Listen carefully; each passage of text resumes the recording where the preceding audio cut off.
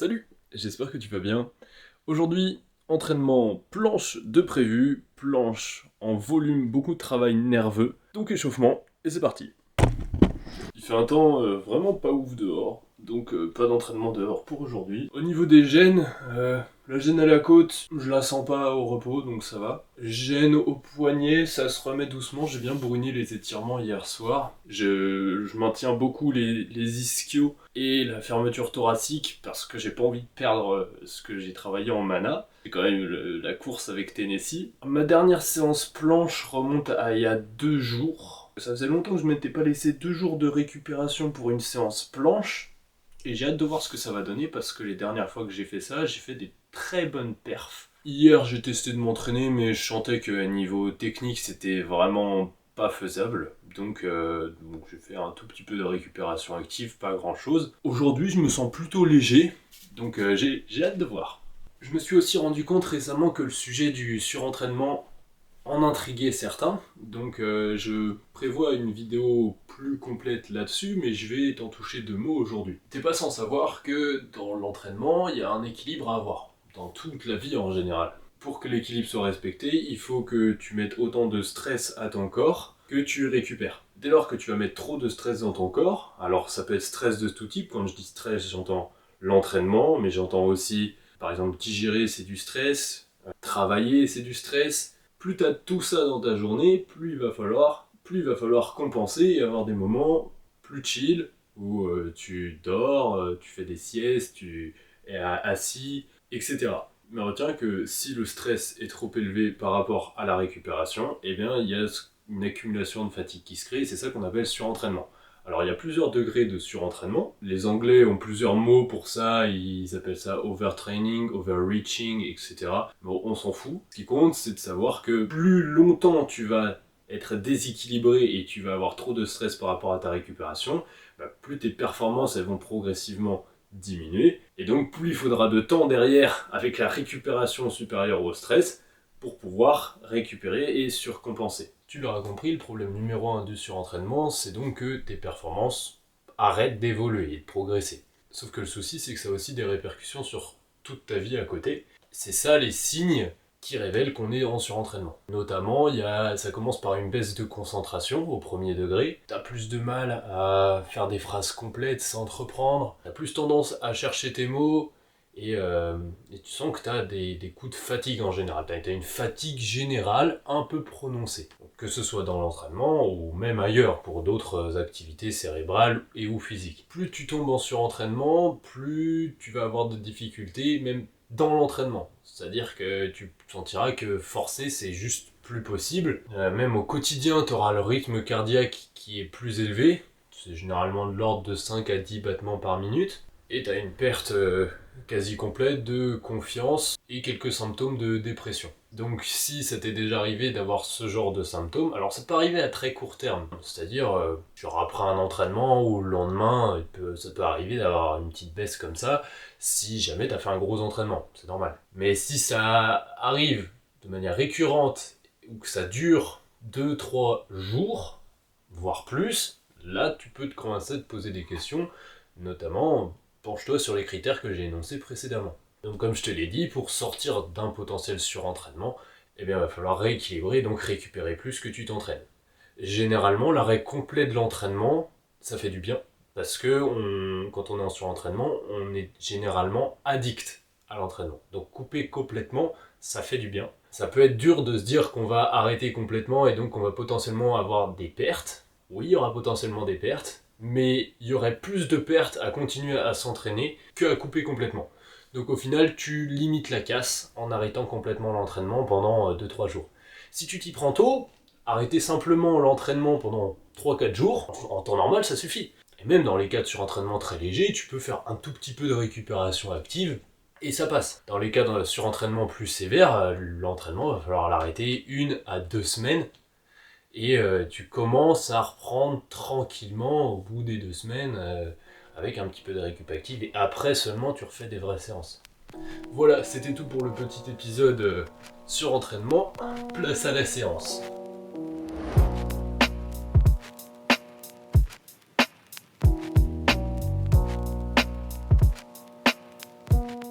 Alors là, je ne comprends pas. J'ai du mal. Après, c'est pas souvent que je commence par l'élastique, mais ouais, j'ai du mal à plonger dans la trajectoire. Comme si j'avais encore un petit peu de fatigue résiduelle au niveau des épaules. J'ai un peu de mal à équilibrer le grip, donc à refaire. Je vais en profiter pour tester aussi mon front, parce que comme je le dis souvent, en début de séance, tu testes sur quoi tu peux travailler aujourd'hui, et puis tu avises. Si aujourd'hui ma planche, elle veut rien savoir, c'est pas grave, bah je fais pas de planche, puis je fais du front, c'est tout. Et si front ça veut rien savoir non plus, bah ça sera One Arm Handstand, et si même One Arm Handstand ça veut pas, bah ce sera rien du tout, puis voilà.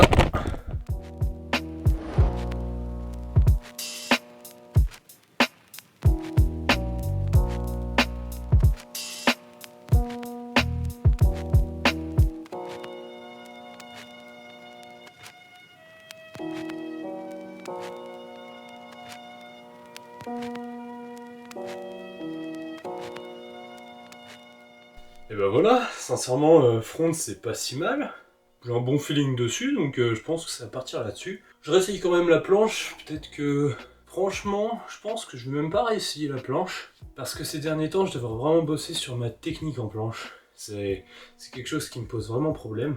Et je pense que pour bosser sur ma technique, je vais même pas utiliser d'élastique, parce que j'ai pas un bon feeling avec.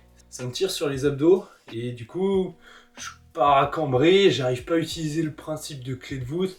Enfin, je sens que l'élastique c'est pas bon, donc si je bosse sur la planche aujourd'hui, ce sera au poids du corps. Soit directement straddle press, mais j'en ferai qu'une et je la ferai bien, donc je bosserai plutôt en cluster. Soit je bosserai même avec des exercices de renforcement encore plus simples, histoire de pas trop me prendre la tête. Mais front ça passe bien, je suis content.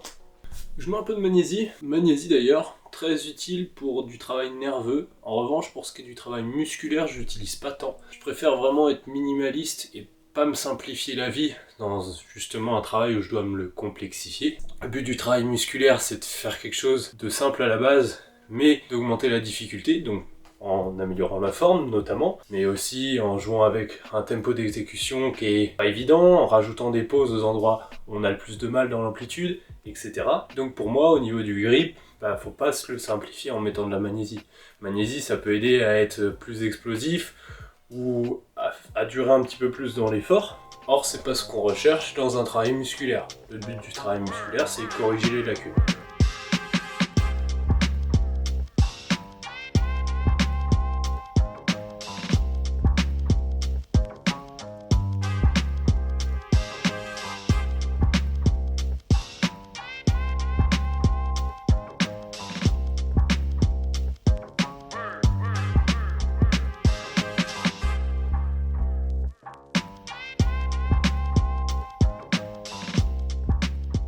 Alors, après avoir retesté la planche, sur la presse, sincèrement ça va. J'ai pas le meilleur feeling du monde, mais j'ai senti que j'arrivais à utiliser mon trapèze, un peu plus les biceps, ce qui fait que j'ai été plus explosif sur les dernières. En revanche, négatif, c'est vraiment pas ça. Je sens qu'au niveau du poignet, je mets tout le poids sur l'avant, ce qui fait que mon épaule, elle se lève, mon bras, il part en rotation interne, et donc je perds de la hauteur, je tombe en fait. Je me sens pas très bon en excentrique aujourd'hui, donc je pense que pour ma planche, je ferai que du concentrique. Et pour le front, par contre, je suis bon en excentrique aujourd'hui. Je sens que les mouvements lents, ça me réussit bien. Donc planche plutôt explosif et front plutôt lent contrôlé. Voilà comment je vais taffer aujourd'hui. Je vais taffer les deux parce que comme je l'ai dit dans un entraînement précédent, j'ai remarqué que c'était ce qui fonctionnait le mieux pour moi, et je pense du coup faire un accent front lever pour aujourd'hui, mais je vais quand même faire un petit peu de planche par-ci par-là, parce que ça reste mon objectif principal, c'est là-dessus que j'ai envie de progresser le plus. Donc c'est reparti.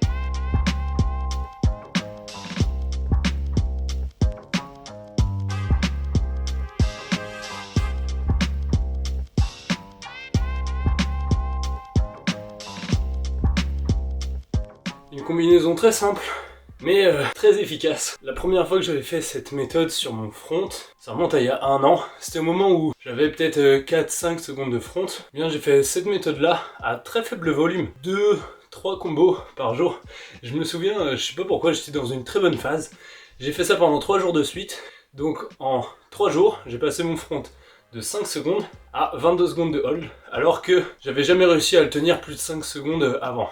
Et 22 secondes, bien clean. L'excentrique, je suis fan. Je trouve ça absolument génial comme régime de contraction. Comme aujourd'hui, je me sens fort là-dedans, bah c'est un plaisir. Parce que vraiment, l'effort du concentrique, c'est un bonheur. Je trouve ça encore meilleur que être bien explosif en concentrique. Parce que t'as juste à débrancher le cerveau en soi, tu le laisses forcer tout seul, et c'est génial. Et surtout, si t'as lu la Bible du statique, tu sais que en excentrique, on peut produire plus de force qu'en concentrique. Donc l'excentrique, c'est une méthode de force absolument géniale. C'est comme ça que beaucoup d'athlètes en powerlifting par exemple s'entraînent. Un athlète de powerlifting, sur son soulevé de terre, il pourrait peut-être faire 200 kg en concentrique. En excentrique, il y a certains bourrins qui pourront mettre jusqu'à 300 kg alors que leur max c'est 200. Ils pourront retenir 300 kg alors qu'en réalité ils peuvent pas en remonter plus de 200. Donc le gain de force est juste phénoménal. Ça habitue toutes tes structures à tolérer ce genre de charge. Voilà, fin du petit cours. Date, planche, front.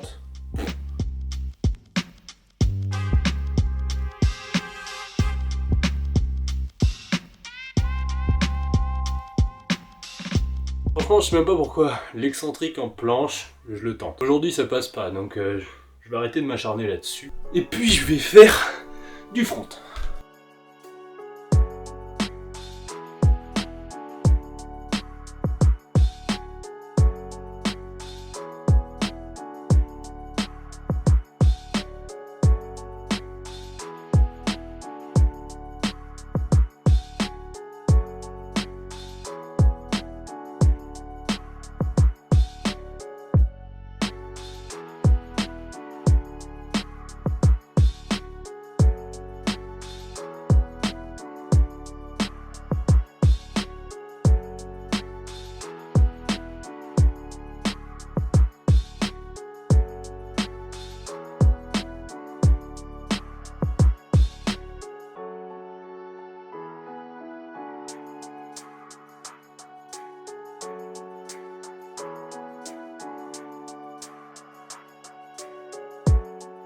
Bon, la force descend plutôt vite, surtout que les temps de repos que je prends sont relativement courts. Mais ça va, j'ai quand même de bonnes sensations. Donc je vais continuer à travailler comme ça pour aujourd'hui. Peut-être que je me limiterai à 4 séries pour aujourd'hui. Et ouais, un petit peu de renforcement planche en concentrique, mais quelque chose de léger. Je sens que demain ça pourrait le faire en planche. Et ouais, il y a vraiment l'excentrique où je galère. En fait, excentrique en planche, je sens que je suis à l'aise quand je vais vite. Sauf que là, c'est comme s'il me manquait encore un tout petit peu de force pour pouvoir aller vite sur des straddle planche press et donc plonger vite. En fait, j'ai plus d'aisance en poussée lorsque les mouvements vont. J'encourage à faire ces observations sur toi aussi, parce que bah, du coup, comme je sais que je suis efficace en poussée explosive, et bien mon travail de poussée pour aujourd'hui, ça sera probablement des handstand push-up, parce que je sais que je peux faire pas mal de reps, donc je serai explosif dessus.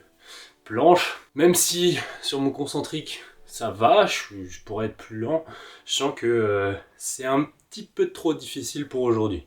Bien sûr, je fais un petit peu de planche histoire de garder en tête la bonne technique, et elle reste mieux qu'au dernier entraînement, et elle reste meilleure qu'au dernier entraînement. Mais si j'ai pas envie de trop me flinguer, je pense que handstand push-up ça sera plus adapté quand même que de la planche à l'élastique ou de la planche au poids du corps. D'ailleurs, pour être tout à fait franc, j'ai hésité plusieurs fois à arrêter cette série, mais mon pote Yanis, qui m'a bien poussé au cul, m'a dit « Non mec, va jusqu'au bout du mois ». Donc je vais aller jusqu'au bout du mois de février et enregistrer tous mes entraînements.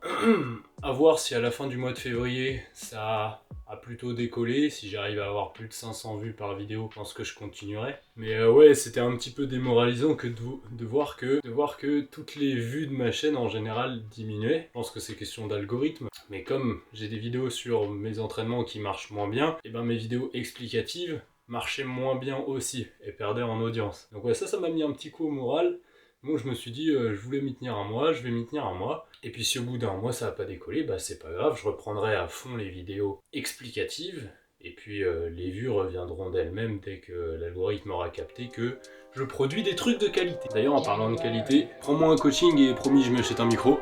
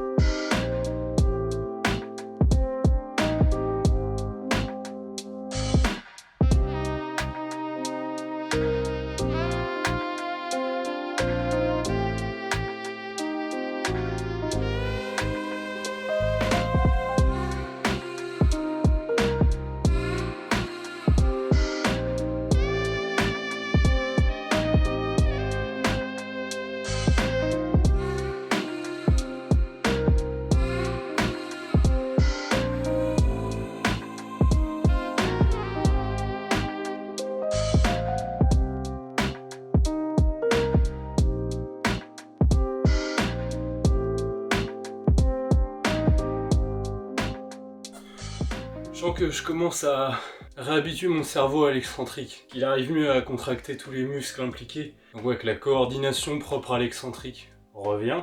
Mais bon, elle, la force, elle diminue vachement pendant ce temps-là.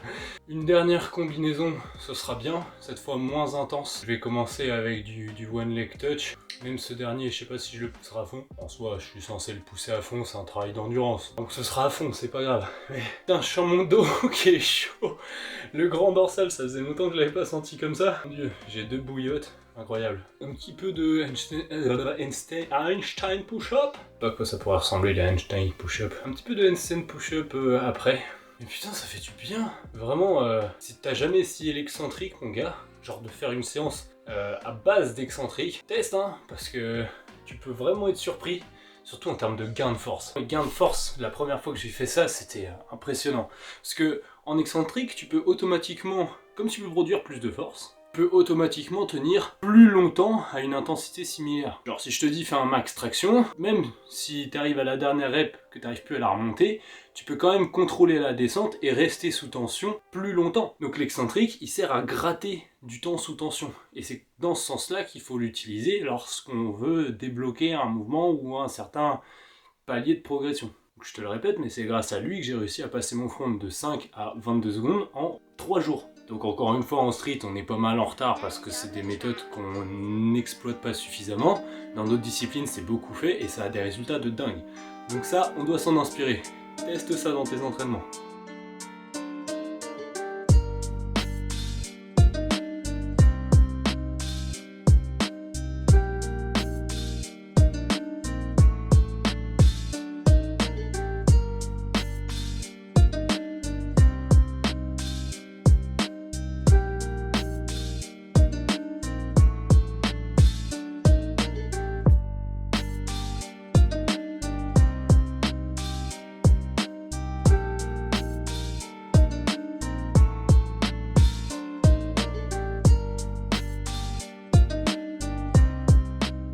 En fait c'est énorme parce que je sens que c'est la congestion des biceps qui fait que je peux pas touch. Parce que je vais ici et puis juste je peux commencer à forcer que quand mon bras il est dans cet angle là parce qu'il est trop gonflé. Mon dieu, biceps court représente, mais même si je suis pas taillé pour ça de par ma morphologie, je trouve que c'est un mouvement génial à taffer le touch. Donc je le taffe. Front du coup j'y reviendrai un petit peu après. Là j'attaque peut-être du hand balancing ou un petit peu de poussée et je reviens au front après et c'est fini. Fin de séance.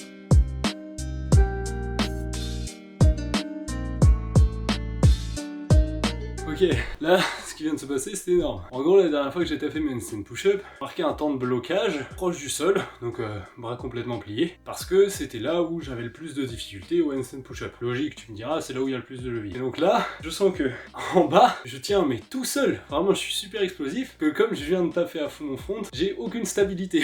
Donc, mes handstand push-up, elles ressemblent à rien du tout. Mais ça me fait kiffer parce que, en soi, physiquement, ça me fatigue pas. Alors, j'ai eu une mini intervention, je vais aller à manger avec avec ma famille, mais justement ça m'a fait penser à quelque chose. Le jour je regardais une interview de Nathan Bossek, qui est un très bon athlète de street, qui disait qu'il réglait toute sa journée autour des entraînements de street, et il poussait ça tellement loin que des fois il refusait, c'est vraiment ce qui m'a fait tilter, c'est qu'il a dit qu'il refusait de faire des courses avec quelqu'un de sa famille, parce que ça allait le fatiguer pour l'entraînement. Alors je suis d'accord que lorsqu'on est sérieux envers sa discipline, eh bien faut un minimum d'organisation et pas tout faire à l'arrache non plus. En revanche, il y a certains extrêmes à pas dépasser, et si dans ta tête tu te dis que faire les courses, un truc aussi banal que faire les courses, ça va te fatiguer pour l'entraînement, là tu te mets juste des barrières mentales complètement inutiles. Et le vrai souci avec ce genre de barrière mentale, c'est que après tu vas pousser ça à l'extrême en mode non, faut plus que je sorte voir du monde, etc. Tu vas complètement déséquilibrer ta vie. Une vie déséquilibrée, ça mène plus facilement au désentraînement. L'être humain, il est comme ça, il a besoin d'équilibre dans sa vie, il a besoin de voir du monde, il a besoin de changer d'environnement, il a besoin de faire des activités variées, plus ou moins en fonction des personnes, mais on en a tous besoin. Et quelqu'un qui s'isole jusqu'au point de dire ouais non, je vais pas faire les courses parce que c'est fatigant pour mes entraînements, en mon sens, il court vers le surentraînement et ce sera un mode de vie probablement trop déséquilibré pour lui. Donc me concernant, là ils m'ont appelé pour aller manger, moi je me suis dit c'est pas grave, je fais une pause de 20 minutes dans mon entraînement, je mange un petit peu, je me blinde pas non plus le ventre, comme ça je peux continuer juste après. L'impact au final c'est quoi? Faut pas se rendre malade pour des choses qui en valent pas la peine, peut-être pas parfaitement optimisées, mais c'est encore moins optimisé de se pourrir la vie ou de dire non, je viens pas manger maintenant, je reste dans mon truc. Au final, ça t'a perturbé, tu seras pas dans ta séance, en même temps, tu te mettras la pression parce que tu dois aller grailler après. Enfin, en mon sens, si tu veux vraiment optimiser les choses, eh bien, il faut pas te nuire mentalement dès qu'il y a un petit détail qui se passe pas comme tu veux. Voilà, c'est la leçon du jour. Je finis mon entraînement. Peut-être que je trouverai d'autres leçons du jour d'ici là, mais celle-là, je trouve qu'elle est particulièrement importante, surtout dans une discipline où on a autant de personnes qui la prennent au sérieux. Surtout dans une discipline qui est autant prise au sérieux par ses pratiquants que le street pour ça. Allez, it's back to work!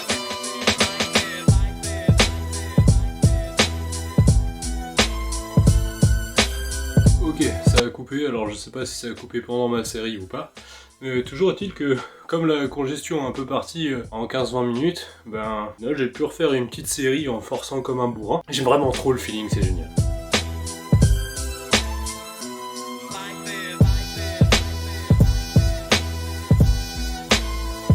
Là typiquement j'y vais sans trop forcer, je me concentre un petit peu plus sur la protraction et l'abaissement scapulaire, étant donné que c'est une de mes lacunes en planche. Là vraiment, je suis super fort en bras pliés, c'est impressionnant.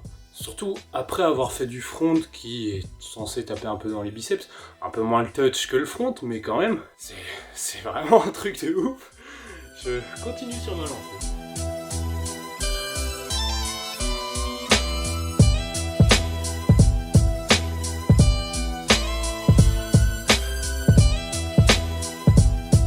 J'ai remarqué que ma hauteur en fonte était pas incroyable, donc je vais mettre un petit élastique pour bosser ça, même si j'ai pas pour habitude d'utiliser des élastiques. Et concernant la planche, étant donné que je me sens fort en bras pliés, plus faire ça que du bras tendu. À mon avis, je me suis bien flingué bras tendu ces derniers temps, et c'est pour ça que mon corps a encore besoin de récupérer un petit peu à ce niveau-là.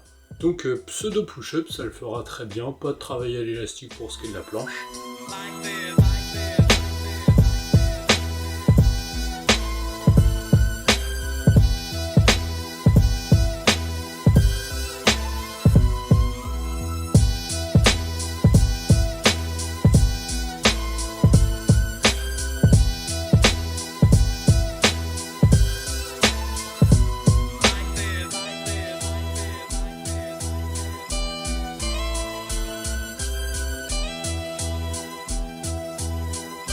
Ça me semble pas mal pour ce qui est des séries de renforcement en front et en handstand push-up. Comme c'est une séance qui est plus axée front et que je fais de la poussée, ben mes efforts de poussée, je garde de la marge dans mes efforts, je me concentre davantage sur mon exécution. Comme ça, je sais qu'à ma prochaine séance de poussée, je serai pas complètement rincé et je pourrais faire l'inverse, un tout petit peu de tirage et une majorité de poussée. J'ai analysé un petit peu mieux les problèmes que je rencontrais en ce moment dans l'entraînement et les solutions que j'avais trouvées par le passé. Il s'avère qu'en ce moment, j'ai quand même une technique en planche exécrable exécrable et que par le passé les élastiques m'avaient bien servi à la corriger. J'ai installé là-haut le gros élastique jaune, même si en général je le conseille pas, là vu où il est attaché et la faible distance à laquelle il assiste, au final ils mettent que de 15-20 kg de ce que j'ai mesuré. En temps normal, je dis qu'il faut pas une assistance supérieure à 30% de son poids de corps, sinon ça dénature complètement le mouvement. Bon, là ça me simplifie vraiment beaucoup le mouvement, mais étant donné que mon but c'est juste du travail technique, donc ne pas forcer, ça s'y prête.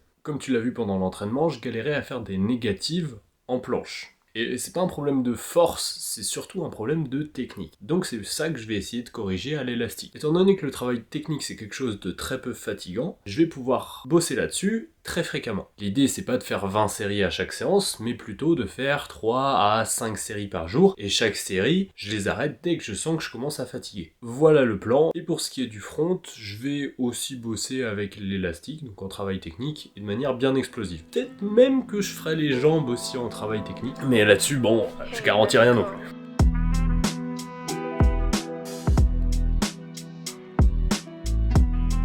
Là, comme tu peux le voir, c'est bien mieux. J'arrive plus à plonger, je suis obligé de bien me concentrer sur mes abdominaux si je veux les garder contractés sur ma négative, parce que mon setup, encore une fois, même s'il me permet d'avoir une assistance élastique, ok, il n'est pas optimal en termes de positionnement. J'ai le mur en face, etc. Ce qui fait que l'élastique, je peux pas bien le placer. Très bien, donc je fais ça en front aussi. Généralement, j'alterne les deux, et comme je te l'ai dit plus tôt, je fais 3 à 5 séries. Peut-être que je ferai aussi un peu de one arm handstand, mais c'est vrai que ces derniers temps, tu vois, je mettais de côté mon travail technique, et ça s'est carrément vu dans la forme de toutes mes figures qui a commencé à se dégrader. Donc ouais, deuxième leçon du jour, faut pas arrêter de faire les trucs qu'il nous faut progresser. En l'occurrence, le travail technique m'apporte beaucoup parce que j'ai tendance à avoir une forme dégueulasse. Donc l'arrêter, bah ça pouvait qu'empirer les choses. Donc je reprends tout ça, et promis, je serai clean aux entraînements prochains.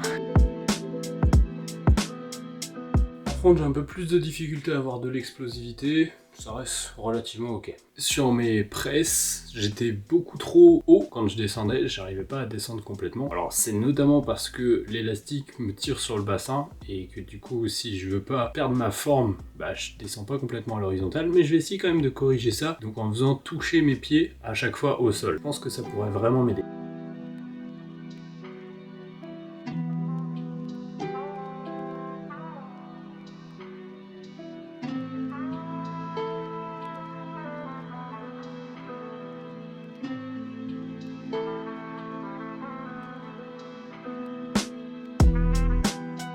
Bon, et bien, cette vidéo va se finir sur la coupure de courant. Donc j'ai fait un petit peu de travail technique en fin de séance. J'ai bien aimé en tout cas le travail technique, donc je vais attendre de voir si ça porte ses fruits aux prochains entraînements. Comme d'hab, j'espère que tu auras appris des trucs. Je te souhaite un bon entraînement, une bonne récup. À la prochaine. C'était Moulax.